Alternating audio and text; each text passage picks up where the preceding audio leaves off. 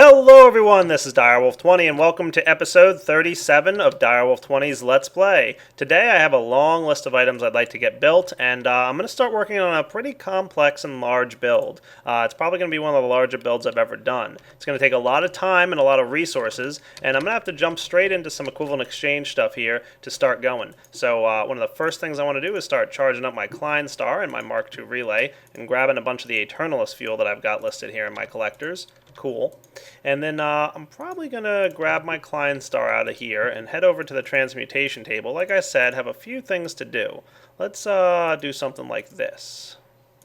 So we've got fuel transmutation going on here at the moment. I'm probably just going to have to steal a bit of glowstone just to make it smooth. Alright, cool. Got myself my first piece of dark matter. Let's burn this stuff up and let my Klein Star charge back. Cool. Now I want to see how much of this dark matter I can actually get. I would like to get myself a little bit more than I have at the moment, but I might need to do a little bit more work in order to get that dark matter. So I'm going to just investigate what I have laying around, because there's definitely a process I want to start, and I'm going to need some more EMC in order to get the item I want to help me out. So give me a few minutes here. I'm going to start messing around a bit, and I'll be right back.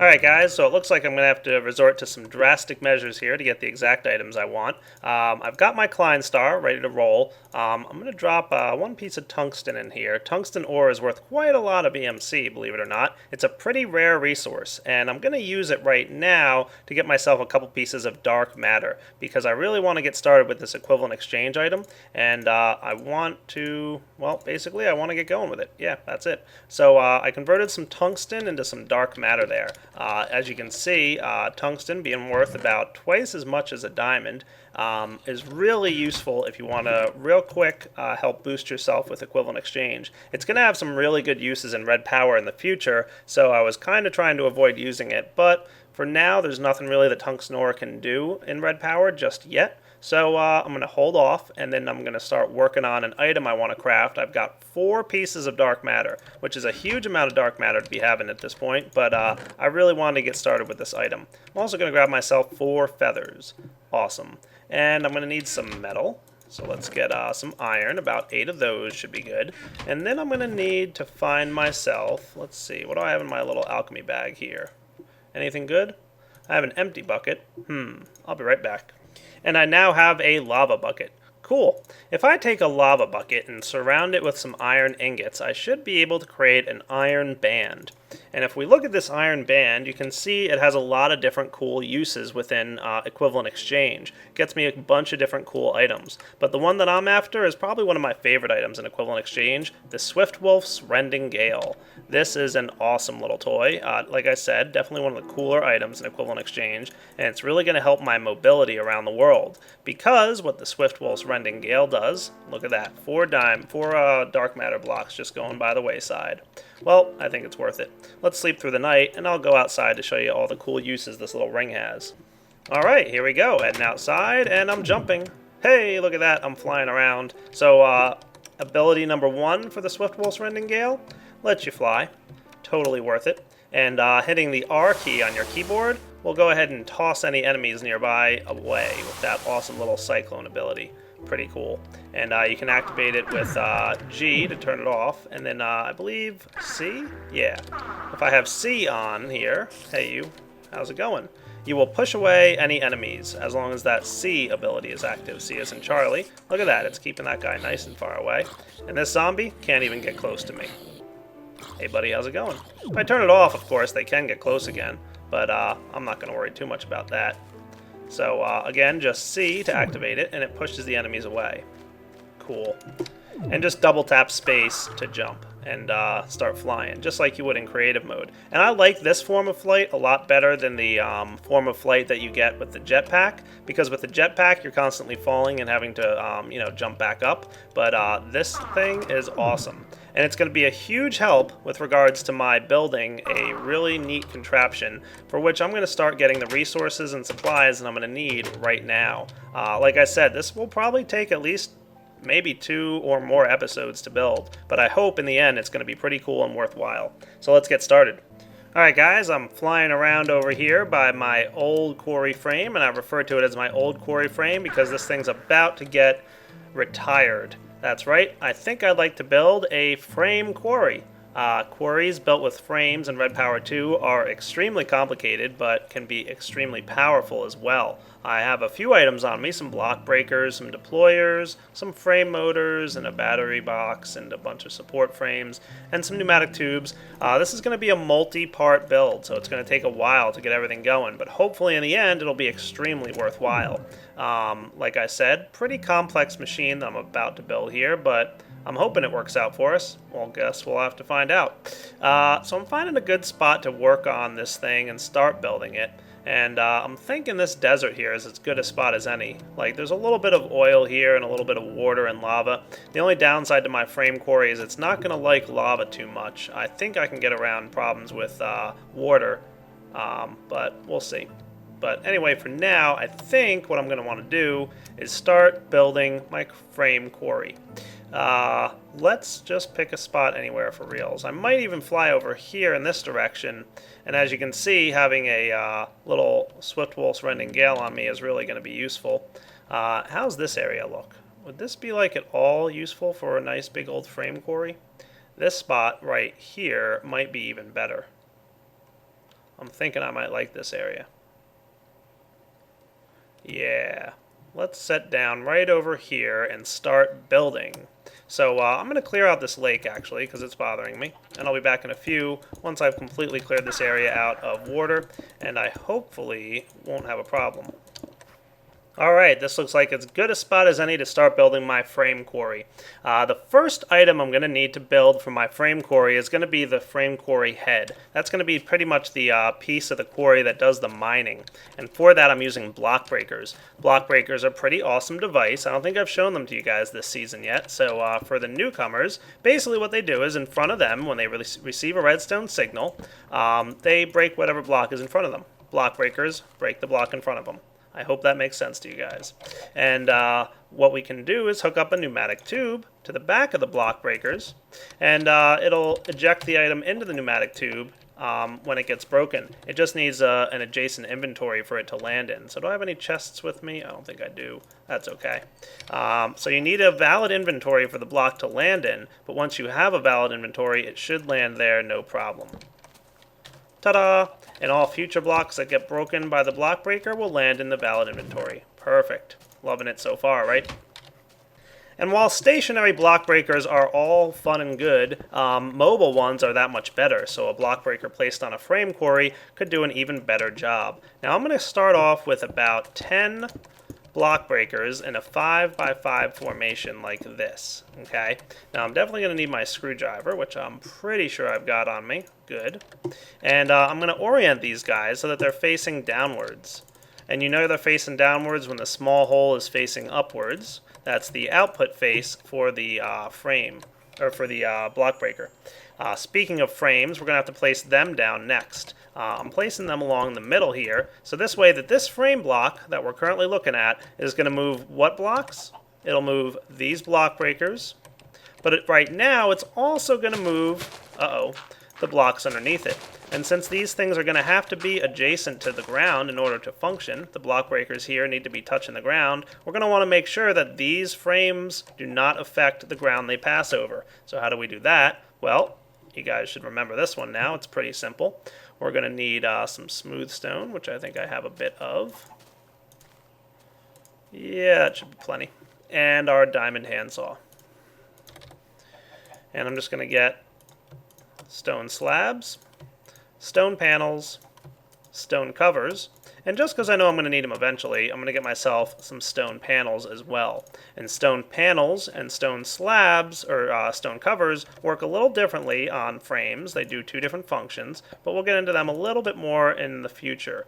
For now, I'm going to try my best to keep my inventory nice and clean. Might want to keep an eye on to this guy, but this stuff can go away. This inventory is going to be pretty complicated. So what I want to do is place stone covers along the bottom of these frames, and that'll prevent these frames from moving anything that's below them. And while I'm at it, I should probably get the sides as well. And you'll see pretty quickly how useful flight is going to be for me. Okay, so right now the frames are only going to affect the blocks that are on the sides of them and on top. They're not going to affect anything below or on this side. Good. So far, so good. Next up, I'm going to need some redstone pneumatic tubing. So I'm going to get about 16 of those. Remember, it's just regular pneumatic tubes with some redstone hooked up to it and a crafting table there. And what these guys do, as you recall, is carry a redstone signal. So what I want to do is set up like this. Get out of here, buddy. Sorry, I can't have any sheep bothering me at the moment. So right now we've got these awesome little pneumatic tubes which will carry a redstone signal, but they're not being moved by the frames yet, so we need to place down some more frames. Cool. And just to be consistent, we want to make sure to cover up the sides here so we don't have any problems. So far, so good. Next up, we want to make sure that the items traveling through these pneumatic tubes go somewhere. And for that, I'm going to place down some more redstone pneumatic tubing. But we also want to be able to move this frame quarry head. So I'm going to place down a couple frames here, like so. And then I'm going to run some redstone pneumatic tubing, probably around down here, so that this guy can kind of coerce with that. Now the only problem is this redstone pneumatic tubing is not connected to this or this, but now it is. But if you're paying real close attention, and this is the part where it might get tricky and you have to remember this stuff, these blocks right here are not connected to any frames, are they? Nope. So we're going to need a frame here and a frame here. And because these frames are on the outer edge, we should probably place some covers on them to make sure that they don't affect anything that's nearby. So by doing this, we ensure that our frame's edges, so like as it's running against the wall, imagine there was like a wall of my quarry here, those frames won't affect that wall. Good deal so far. So we've got our frame quarry head. That's pretty much the gist. Looks like it's getting dark, so I'm going to go sleep through the night, and then I'll be back. Now the really awesome thing about this little design that we've got going on right here is it's easily expandable. So if I wanted to add like 3 more frames, block breakers over here and 3 more block breakers on this side, it'd be a much bigger quarry and it would be able to mine things a lot faster because there'd be more block breakers on the frame quarry head. But right now I'm sticking with 5. I'm building a smaller one and then I'm sure I'll expand it in the future. Like I said, probably going to be a complex build that we've got going on here. I want to probably get to more frame pieces at the moment. I'm going to deal with where the items are going to land in a few minutes, but for now I want to build this thing up. And up here I want to start building what's going to be the area where I'm going to be manipulating this frame quarry head. So what I'm going to do is knock off these blocks, and I'm going to need a couple frame motors. I'm going to need one placed right here. And that guy is going to move the frame quarry head, let's say, down. Sure, why not? And then I want another one, probably, right here. And this guy, once I get my screwdriver, is going to move the frame quarry head up. Okay? So what should happen is I'm going to have a block here. I'm going to get rid of this cobble, because that stuff's just temporary. Cool. So, and this cobble as well is temporary. So now we've got these neat little frames, and what they do is, one moves it up, and that's this guy, and one moves it down, that's this guy. So we should now, once I've got power going to that thing, be able to move our frame quarry head up and down, just a little bit though, because we don't have quite enough frames to go on here.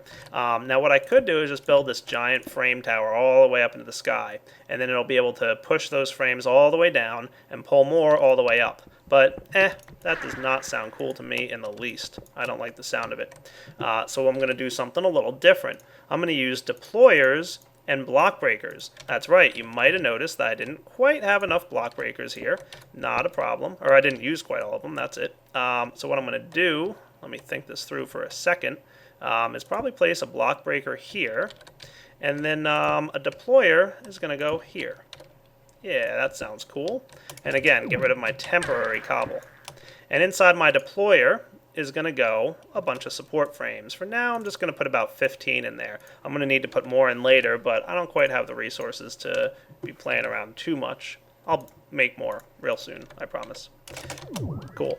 And then what's going to happen is I want to route the items that get broken by the block breaker all the way around back to my deployer. Awesome. But I don't want this one here, actually. I want it moving like this. That should be good. And you can see me making a mess already. That's going to happen. Trust me. Cool. So what should happen now is, assuming we can send the same redstone signal to each of these blocks, I'm going to put something right here, let's say. This is the one that moves it up. And when it moves up, there's going to be a frame here. And the block breaker will eat the frame.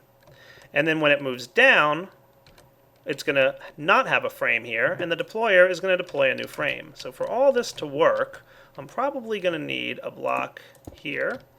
And this is only temporary, but you know, just for simplicity's sake, we should be good. And then a block here, right? And I need a couple levers, just again for temporary purposes. So some levers, cool. There and there. Now let's simulate this going up and down without it actually going up and down. So when I want it to move down, I hit this lever and it deploys a frame and pushes it down with this guy. So that's why this lever is here. It's hitting both, right? And then when I want it to move up, this thing will push the frame up. And then when I flip this lever, it'll eat the frame, move another one up. Eat the frame, move another one up. And you get the point. And we can turn you off as well. And then the deployer gets its support frame back. Pretty cool. All right. So now we've got a nice way to move it up and down. Now I need some power for my frame quarry stuff. So I'm going to need to place, and I'm thinking like something like this ought to do. Yep, that looks good.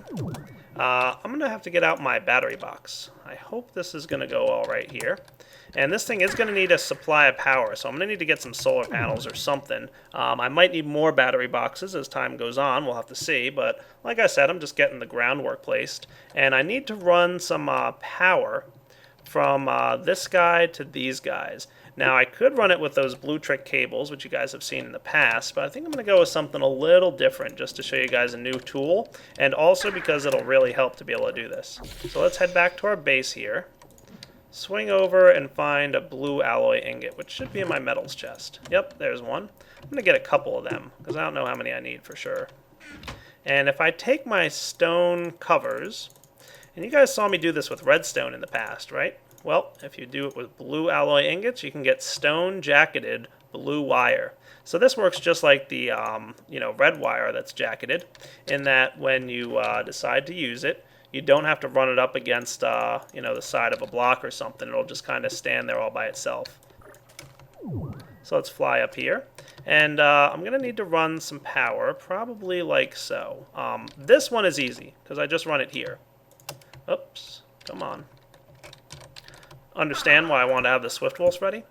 There we go. So that guy is nice and connected, and he's going to, hook up power with that. Now, the only other problem is that if I were to run a piece of stone jacketed wiring here, when we deploy the frame and try and move down, it's going to try and move this block. Problem.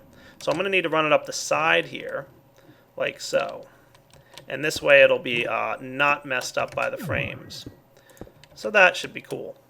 That'll keep it out of this frame spot right here. And remember, frames won't affect the front of any blocks because it expects to be moved by them. So, it won't try and move this frame when it's going down, obviously, and it won't try and move the block breaker and the deployer. The frames should be smart enough to handle that. So now I'm going to go get a couple batteries worth of juice and fill this thing up. I'll be right back. So luckily I have a nice supply of energy back at my base here. Just one battery box is worth, but I should probably get more battery boxes going on in my main base. And I'm definitely going to need some solar panels to, keep this frame quarry powered later on. Like I said, we'll get to that stuff in the future. I'm just building the basics here. And this is how I build kind of any, structure, is I kind of start with the beginning and, work your way up from there, and just do small pieces at a time. It really helps to make your large builds easier to handle, because if you're doing a small piece at a time, you can accomplish one task and then move on to the next. It's sometimes a little tricky to think ahead into what next tasks you'll need, but that comes with time. So this is Direwolf building the frame quarry. Take one. If I want it to go up, I hit this lever.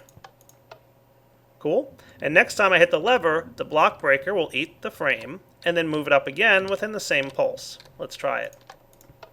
Ta-da! Look at that. Moving smooth. Now, I do want to make sure that these guys here do not affect any blocks if I move the frame quarry all the way up. So I'm going to put a cover here and here. So we should be able to move this guy as far up as we want without any consequences.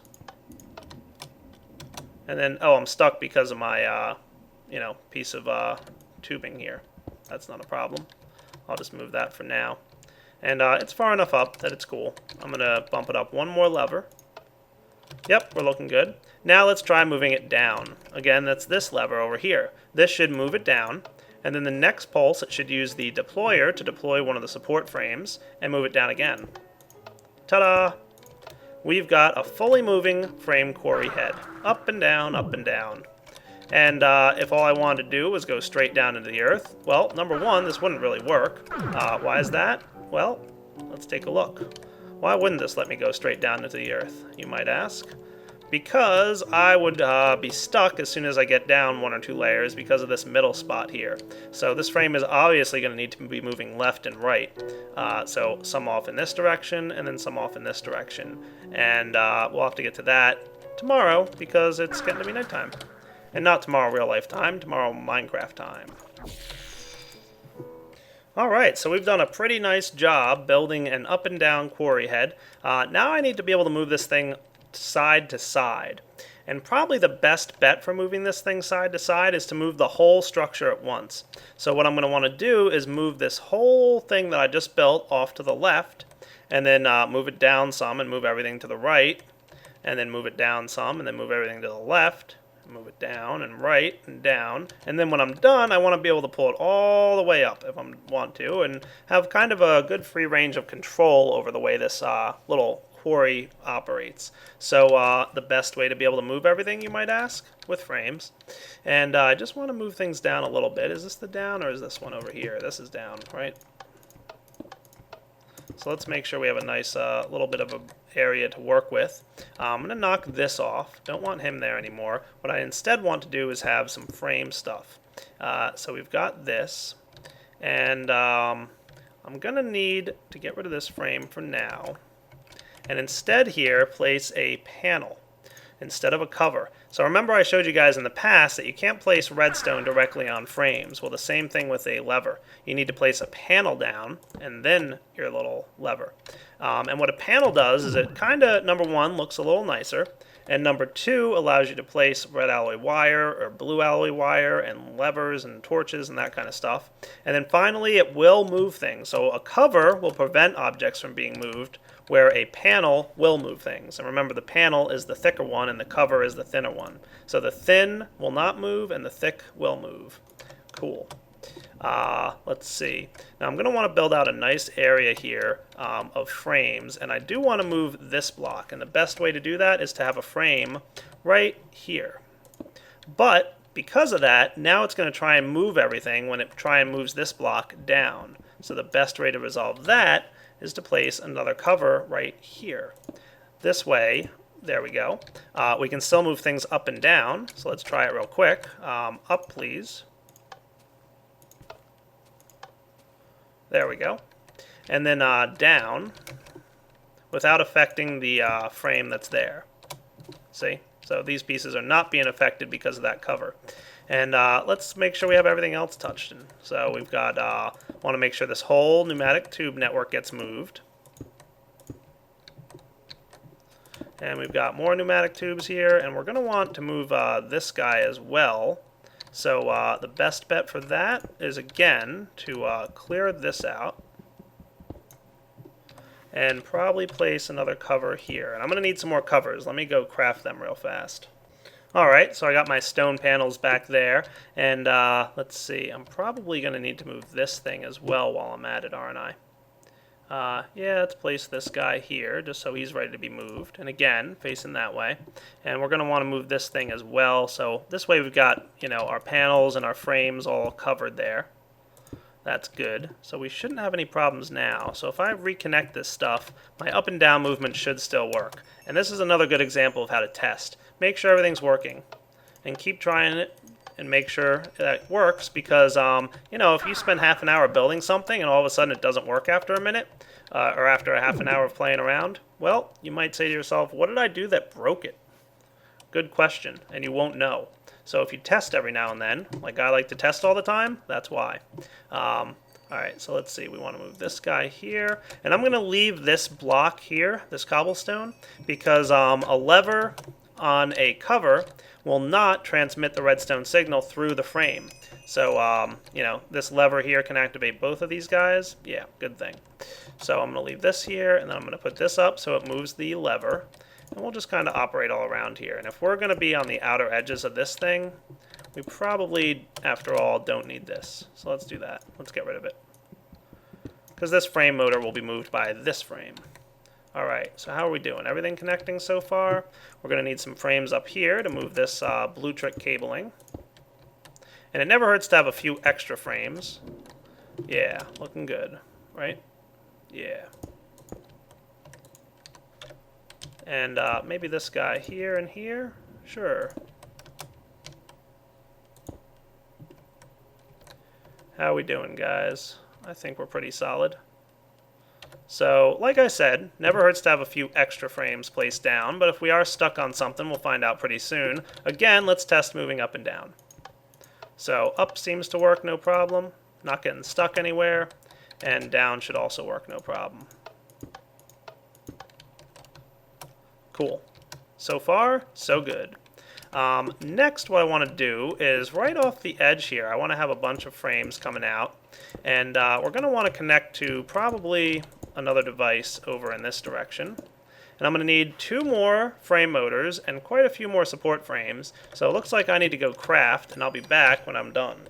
You know you're in trouble when you build a frame motor without having to look up the recipe for any of the components. Incidentally, teaching frames to my crafting system early on, excellent decision. I want about a stack of them. Thank you. Who doesn't want to watch a stack of frames, items flowing all over your logistics system? So cool. Alright, after sleeping through the night, I hopefully have everything that I need. We're going to head back over to our frame area with some recharged batteries and come over off in this direction. And I'm thinking I want to have like a pretty simple platform to start with, and it's not going to be anything too fancy, so don't get your hopes up too high, but hopefully it will work out, at least just to get started, like I said. So where do I want this guy to hang out? Yeah, probably something like this.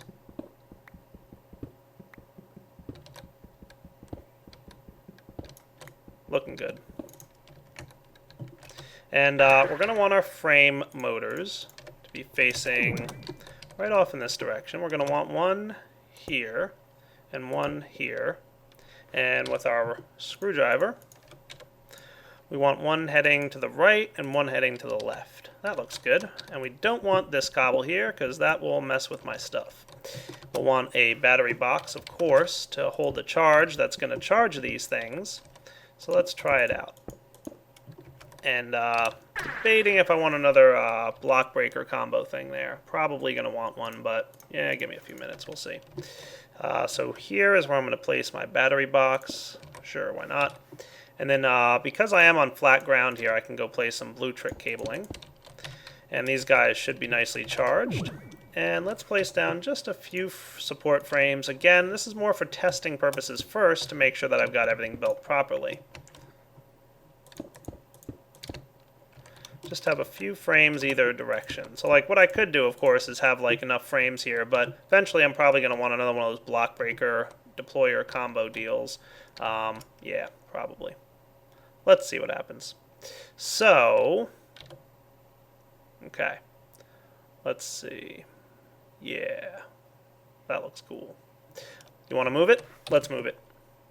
So I'm going to need a pair of levers. Again, just testing with levers. We'll build something cool to control this guy in the future. And we'll just place one here and one here. So this should move everything to the left and right, right? Let me just double check to make sure I didn't miss anything on my frame connection. So everything should be touching a frame right now. And I'm sure if I'm missing something, somebody's going to notice and yell at me, but I think I lit a little bit overboard on frames, probably more than I needed to have, but more is better than not enough. So let's try it out. Can I move you? Nope, I can't. And why is that? Is there something down there preventing it? Nope, we're good down here. So what's going on? Can I move it in this direction? Nope, so something doesn't have a frame on it, or something like that. So we should be able to move everything left and right. So give me a minute here to look this over and see what I missed. Now, you know what? I have a pretty good idea of what I missed. Maybe charging up my battery box? I did miss that, didn't I? Yet again, one of those things that just happens when you're messing around. Alright. So now let's see if I've got everything working properly. Well, I can move to the right. Hey, look at that. I think the whole thing's working, right? Is it? Let's take a look around. Doesn't look like anything's broken. I guess the ultimate test here really is to find out if I can move things up and down. Oh, no, look, see? I did miss something here. What did I mess up? Hold on. I know what I did. It was a testing thing that I did here. When I was trying to figure out what I missed, I broke this frame and this cover. So frame and cover.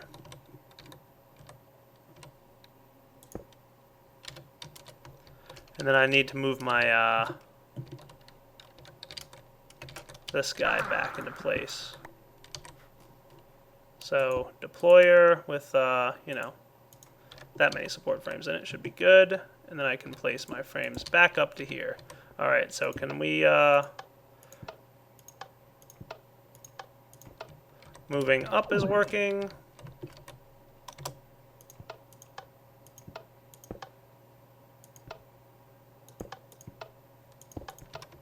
Moving down seems to be working just fine, so let's move it up one or two. Cool. And now let's move it off to the side a little bit.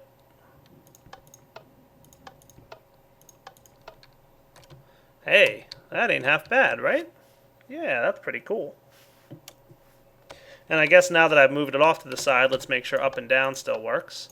So there's 2 up, and here goes 1, 2 down. Oh yeah. Cool. So now I have a frame quarry head that can go up and down, and left to right. So if I wanted to at this point, I could just stop, practically. What I could do is just set it to, like, you know, with some timers or something, you know, go down 1, go right 6 times, go down 1, go left 6 times, go down 1, go right 6 times, and I pretty much have a frame quarry going. But I'm not going to stop there. Oh no. Unfortunately, I am going to have to stop here for this episode, though. We've hit about the 30-minute mark. Got a lot of progress done on this frame quarry, more than I expected to in one episode. So this is Direwolf20 signing off on episode 37. Hope you guys enjoyed this one, and come back next time for episode 38, where I'm going to add more to this frame quarry. Definitely want to make this thing like really cool and mobile. So take it easy, guys.